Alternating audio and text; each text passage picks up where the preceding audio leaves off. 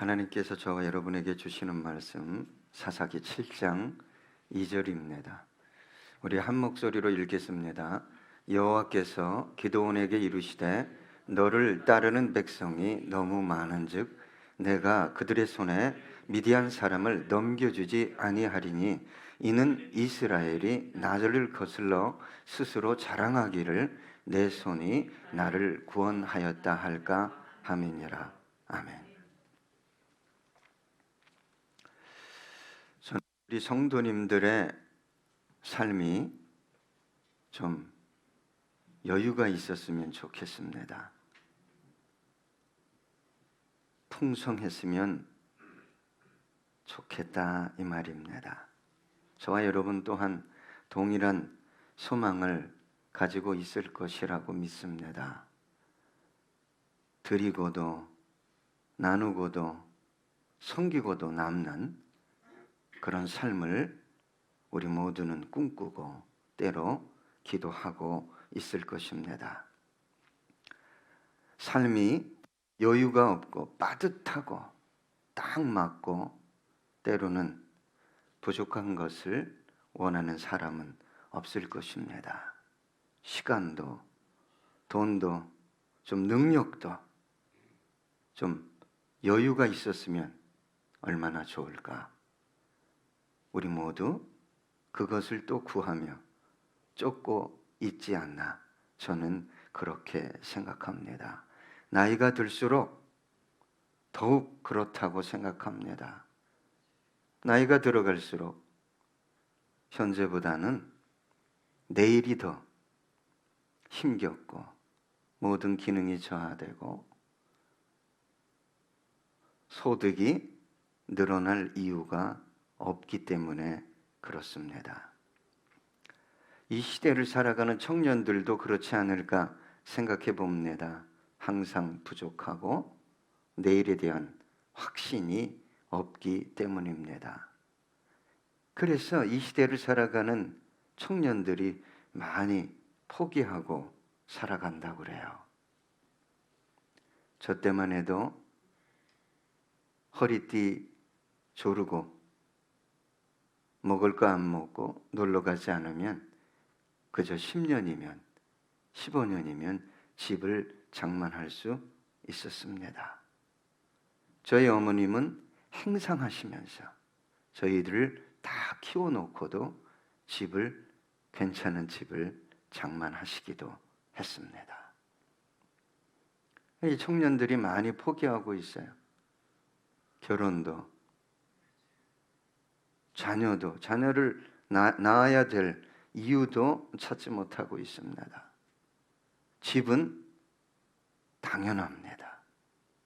그래서 심지어 데이트도 안 하고 대인관계도 줄여가는 청년들이 많다고 합니다.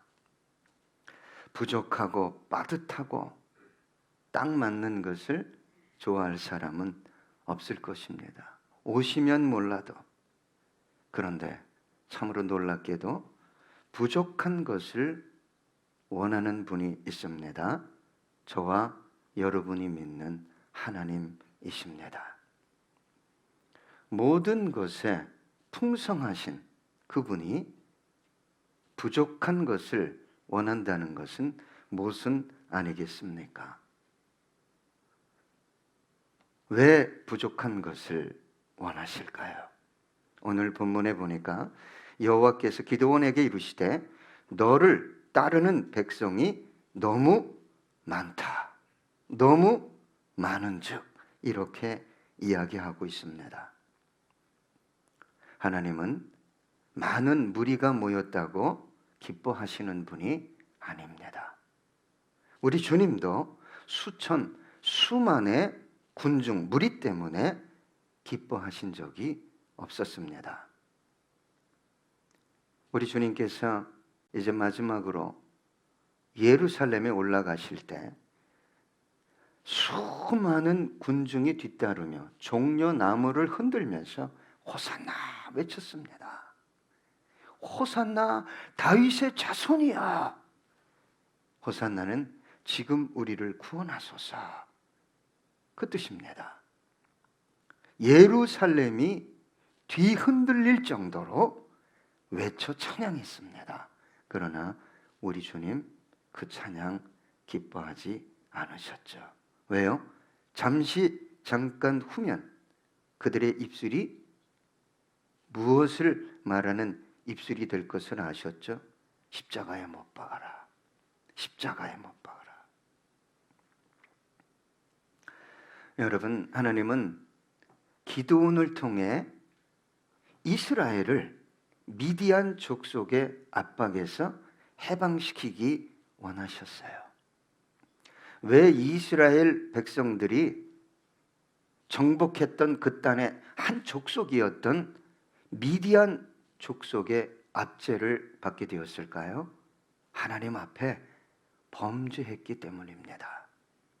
그럼에도 불구하고 이스라엘 백성들의 고통, 탄식의 소리를 하나님은 들으셨어요. 여러분, 우리가 범죄해서 고난이 왔다 할지라도 저와 여러분 하나님 앞에 나와 탄식하며 기도하시면 됩니다. 그때 하나님께서 구원자를 세우셨어요. 기드온. 그런데 이스라엘 백성을 치러 온 미디안 족속의 숫자가 13만 5천이었습니다. 현재 기드온이 모집한 병사의 숫자는 3만 2천이었어요. 여러분, 이 3만 2천을 가지고 13만 5천을 대적하기에는 너무도 부족한 숫자였습니다. 지원병을 더 뽑아야 할 판인데도 불구하고 많다라고 말씀하신 게 아니라 너무 많다고 말씀하셨습니다. 여러분, 우리의 생각과 하나님의 생각은 다릅니다. 우리는 언제나 수를 세고 외모를 봅니다. 하나님은 그런 법이 없습니다. 영혼의 중심을 보시는 것입니다. 하나님 보시기에 너무 많은 숫자가 모인 거예요. 우리는 너무 부족하다고 탄식하고 있는데 하나님은 너무 많이 모였다고 말씀하고 계셔요. 이것이 우리가 하나님의 뜻을 분별하기 어려운 이유입니다. 여러분, 우리는 언제나 하나님의 응답과 축복을 우리 육신의 눈에 보이는 어떤 것들이 풍성해야 하나님의 응답이요 축복이라고 생각합니다. 그래서 우리 주님께서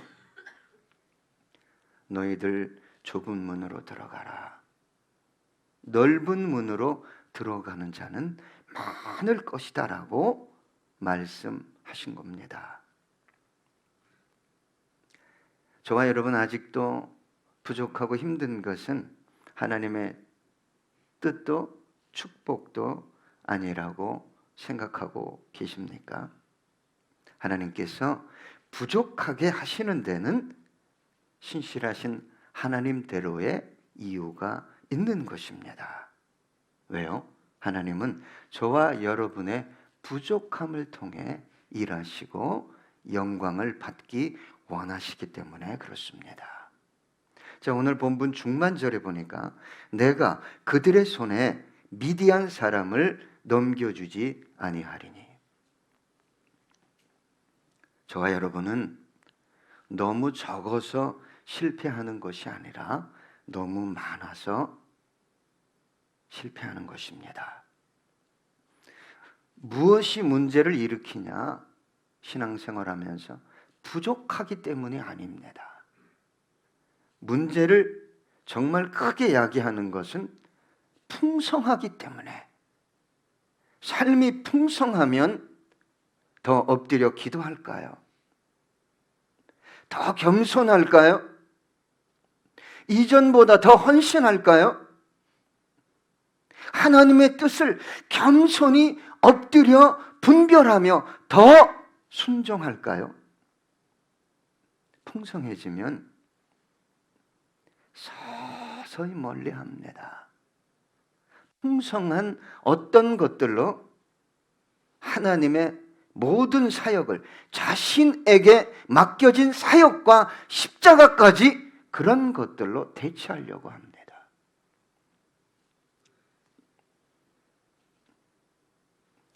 그 풍성함이 누구의 선물이죠? 하나님의 선물임에도 불구하고 선물인 줄 모르고 하나님과의 교제권에서 멀어지게 된다, 이 말입니다. 극히 가난할 때는 하나님을 원망하지만 풍성할 때는 자신의 손에 쥐어진 어떤 능력을 의지하게 됩니다. 그것으로 다 해결하겠다는 거예요. 하나님의 뜻, 하나님의 선하심, 하나님과의 친밀한 교제, 하나님의 영광이 아니라 하나님의 선물로서 주어진 어떤 것들로 다 해결하겠다는 거예요. 그래서 하나님보다 무엇을 더 의지하게 됩니까? 하나님이 선물로 주신 어떤 것들이에요. 이것은 예나 지금이나 동일한 사건입니다. 남유다는 척박한 땅을 가지고 있었어요. 북이스라엘은 기름지고 정말 젖과 꿀이 흐르는 풍성한 땅을 많이 가지고 있었어요. 그런데 어느 땅에서 더 범죄했을까요? 예, 북이스라엘입니다.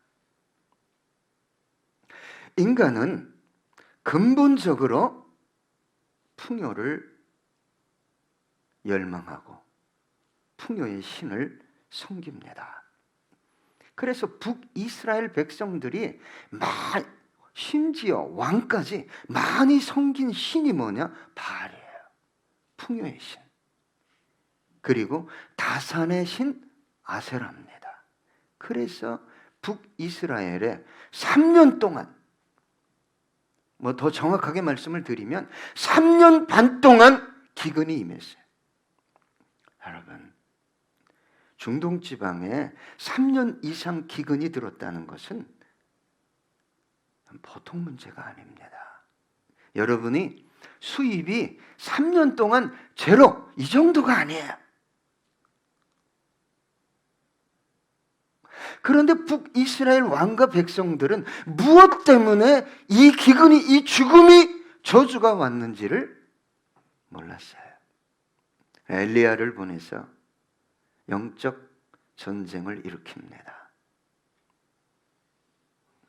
아합에게 당신이 섬기는 바알의 선지자 갈멜산에 와서 서로 각을 떠서 번제를 준비하면 불로 응답하는 신이 진정한 신입니다. 그때 하나님께서 바알의 선지자들이 자해하면서까지 여호와여 신이시여 막 피를 흘리고 춤을 추고 응답하지 않았는데 12돌을 갖다 세우고 번제를 올리고 도랑을 파서 번제부터 돌과 도랑에 물이 횡건하게 적게 했음에도 불구하고 하나님께서 불로 응답하셨어요. 그때 엘리야가 한 일이 뭡니까? 한 명도 빼놓지 말고 바알의 선지자를 기손 시내가에서 다 처형하라. 그 이후로 이스라엘 땅에 기근이 해결되어지게 된 것입니다. 여러분, 가난하기 때문에 주님을 따르지 못하는 것이 아니라 부요하기 때문에 우리 주님을 따르지 못하는 것입니다. 여러분, 제가 어렸을 때는 보편적으로 다 가난했어요. 입는 것도 그렇고 먹는 것도 그렇고, 죄송하지만 쌀밥은 1년에 한두 번 먹었어요. 저 어렸을 때. 밀죽, 정말 밀죽을 먹었어요. 밀도 사다 먹은 게 아니에요. 원조 들어오는 밀을 트럭이 싣고 가다가 아스팔트에 떨어뜨린, 아스팔트 위에서 차들이 그 밀을 밟고 지나가서 아스팔트가 묻은 그 밀을 쓸어서 주워다가 한 번 씻고 두 번 씻고 세 번 씻고 한 번 끓이고 두 번 끓여서 그 죽을 먹었어요. 여러분, 그때는 교회 오라는 소리 안 해도 교회 왔어요. 그렇게 힘들게 살아도 부흥회가, 사경회가 있으면 몇 달 전부터 준비하고 온 성도들이 새벽에도 오전에도 오후에도 저녁에도 심지어 철야까지 하면서 4박 5일 5박 6일 교회에서 영적 축제를 올려드렸어요. 부자 청년이 부유하지만 영적 갈급함이 있었어요. 어떻게 하면 내가 구원받을 수 있을까? 예수님께 찾아와서 물었잖아요. 그때 예수님께서 마태복음 19장 21절로 22절 보니까 예수께서 이르시되 내가 온전하고자 할진대 가서 내 소유를 팔아 가난한 자들에게 주라. 그리하면 하늘에서 보화가 내게 있으리라. 그리고 와서 나를 따르라 하시니 그 청년이 재물이 많음으로 이 말씀을 듣고 근심하며 가니라. 여러분, 뭔가 많으면 주님을 더 잘 따를 수 있을 것이라고 생각하는 것은 성경적이지 않습니다. 성경을 한번 잘 살펴보세요. 마태복음 19장 23절로 24절 보니까 예수께서 제자들에게 이르시되 내가 진실로 너희에게 이르노니 부자는 천국에 들어가기가 어려우니라.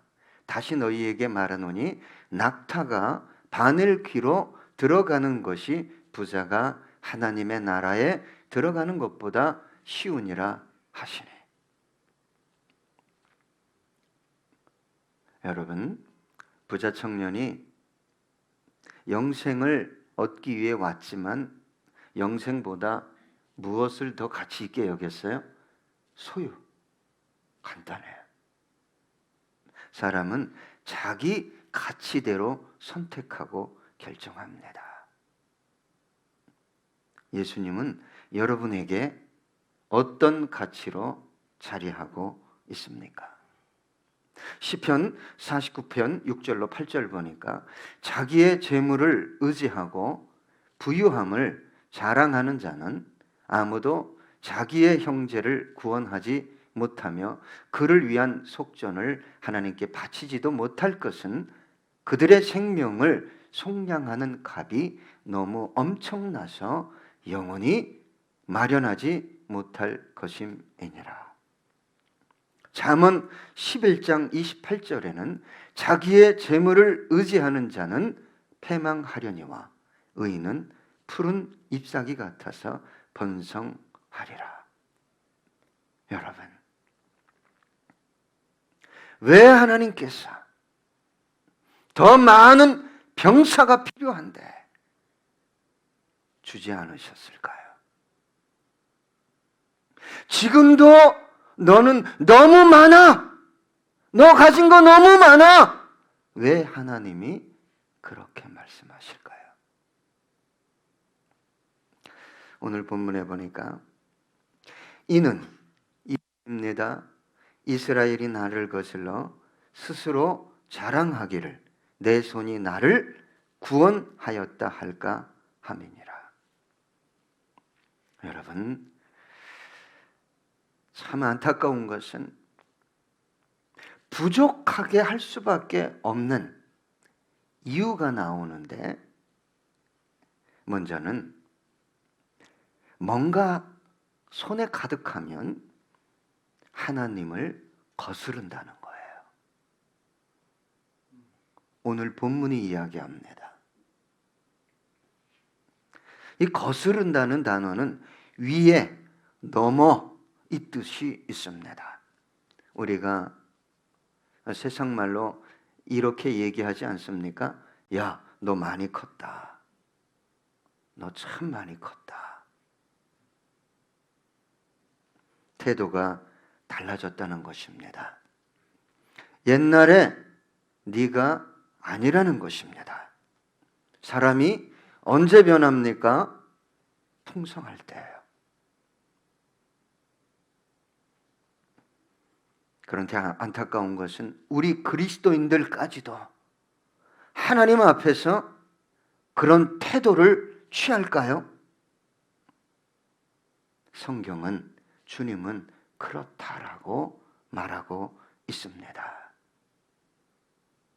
예전처럼 하나님의 말씀에 그렇게 무조건적으로 순종할 수 없다는 거예요.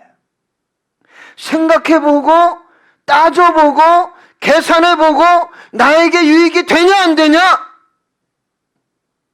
그러면 그 뒤에 내가 선택하고 결정하겠다는 거예요.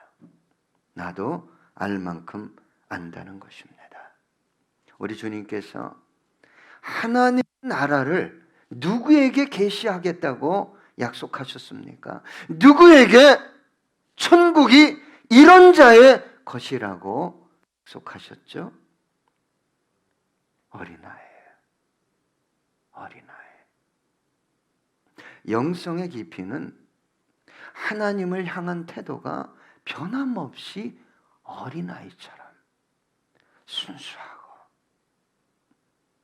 의존적이고 편함이 없는 그 영혼을 통해 하나님의 나라, 그 나라를 세상에 드러내길 원하시는 것입니다. 여러분, 풍성한 것이 나쁜 것일까요? 풍성한 것이 악한 것일까요? 아니겠죠? 그런데 풍성해지면 사람은 변합니다. 오늘 성경은 네가 풍성해지면 내 앞에서조차 거들먹거리게 된다라고 말씀하고 있습니다. 여러분, 신앙이 성장할수록 지혜로워야 하지만 신앙이 성장할수록 비둘기같이, 어린애같이 순결해져야 합니다. 첫사랑을 회복하고 첫 열심을 회복하고 첫 순수함을 회복해야 한다, 이 말입니다. 하나님께서 원하시는 것이 저와 여러분의 소유일까요?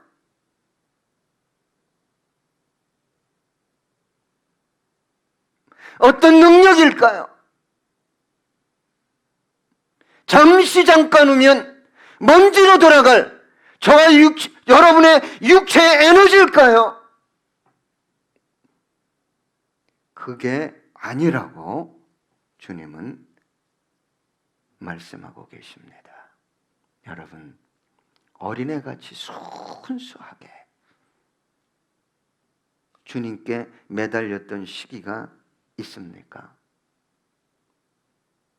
그리고 어린아이처럼 주님이 말씀하시면 그렇게 해야지. 우리 어린 아이들이 유치원에 가서 배우면 그렇게 하려고 하잖아요. 횡단보도 지날 때 엄마 손 들어야 돼. 왜 손 안 들어?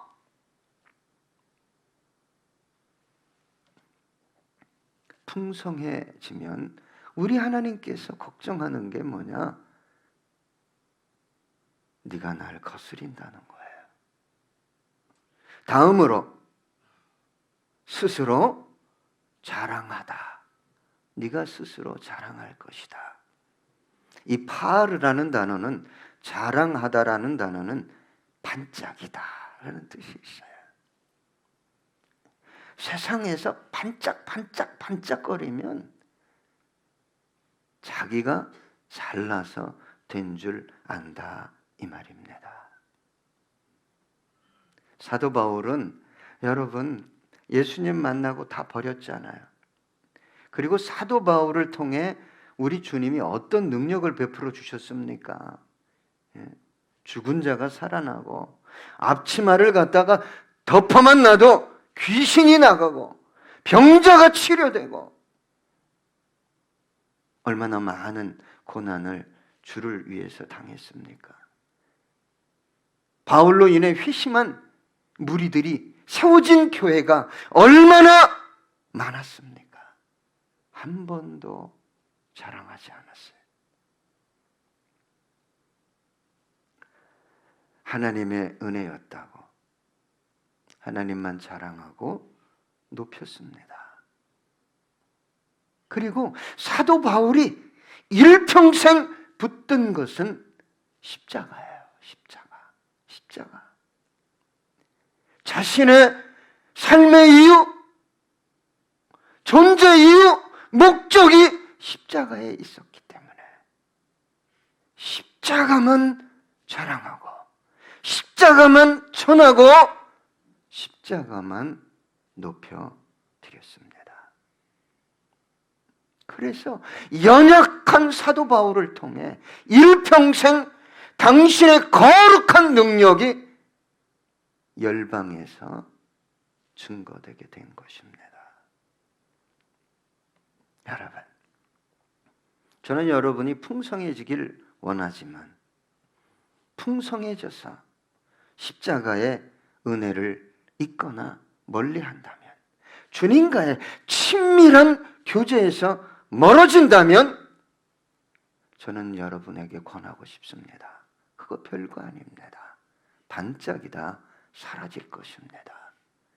배설물로 여기시고 예전에 그 첫사랑, 순수했던 그 어린 아이와 같은 마음을, 그 믿음을 다시 소유하게 해달라고 기도하십시오. 이렇게 권면하고 싶습니다. 여러분, 하나님의 축복을, 하나님의 은혜를 세상 어떤 풍성한 것에 두고 있습니까? 심지어 어떤 영적 은사나 신비 경험까지를 자랑하려고 하는 분들을 만날 때가 있습니다. 귀신을 봤노라, 내가 천국을 봤노라, 내 영이 천국을 다녀왔노라, 것 없습니다. 저는 지금도 기도합니다. 여러분의 산업을, 우리 자녀들을 하나님 정말 아름답고 복되게 세워달라고, 풍성한 삶을 허락해달라고. 그러나 그 이유와 목적을 바로 하게 해달라고 더 간절히 기도하고 있습니다. 여러분, 풍성하기 원하시잖아요.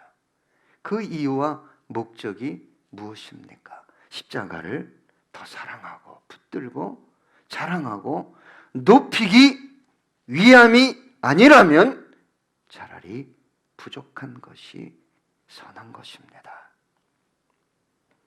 우리 주님은 끝으로 이렇게 말씀하십니다. 네가 풍성하면 네 손이 너를 구원하였다고 말할 것이다. 여러분, 이것처럼 위험한 것 없습니다. 이것처럼 하나님을 진노하게 하는 것도 없습니다. 내 손, 이 손이라는 것은 수단과 방법과 능력을 의미합니다. 여러분, 저와 여러분이 소유하고 있는 모든 것, 똑똑함, 성품이 좋은 것까지 누구의 선물입니까? 주님의 선물입니다. 그런데 남다른 딱 탁월한 어떤 것들을 손에 쥐는 순간 마치 이것이 나로부터 나온 것처럼, 마치 이것이 내 것인 것처럼, 더 나아가서 내가 이것을 가지고 나를 구원했다고 그렇게 말하게 된다는 것입니다. 그래서 기드온에게 미디안 족속 13만 5천과 전쟁을 치러야 할 절대 절명의 위기 앞에 서 있는 기드온에게 단 300명을 주신 거예요. 단 300명.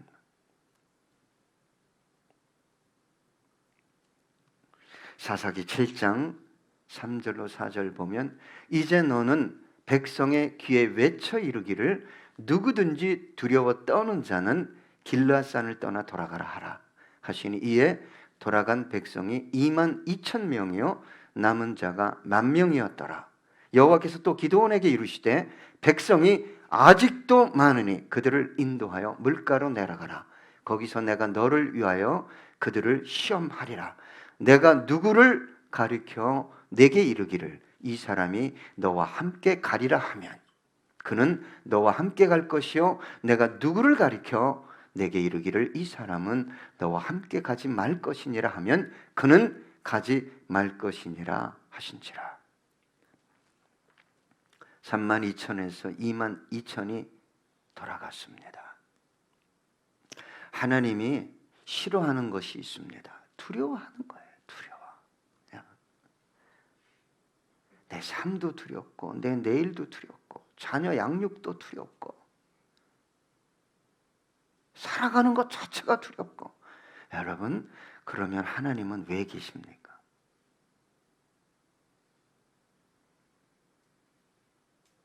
여러분, 예수를 10년, 20년 믿어도